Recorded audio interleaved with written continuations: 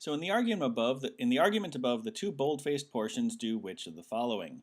So we need to reread the argument and kind of paraphrase it, especially paraphrase the bold-faced portions to best understand their role in the sentence. So the first one is, in retail chains where store policy includes an allowance for merchandise returns based on dissatisfaction with the products, customers are twice as likely to report they are dissatisfied with products as they are in retail chains that do not have such a policy. So this appears to be some kind of fact.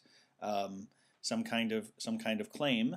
The middle bit that's not bold-faced then says that it's not logical to use that, as some have done, that half of all these claims of dissatisfaction are false. So the first one appears to be some kind of evidence, and then we find out that that's not that there's a non-logical conclusion to that, because in retail chains lacking a satisfaction policy for returns, there is often no incentive for customers to report real dissatisfaction in the first place. So the second one is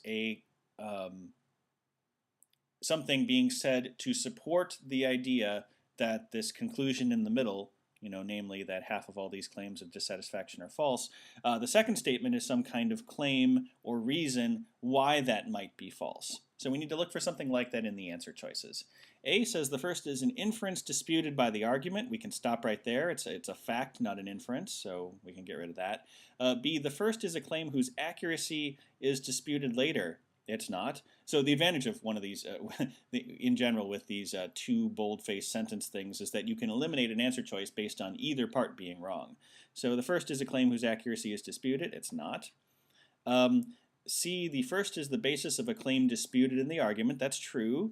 It is a fact, and then it's used to conclude that half of the claims are false. The second is a reason that the claim might not be accurate. Well, this sounds promising. Let's check the other ones. The first is evidence for a conclusion supported by other evidence later in the passage.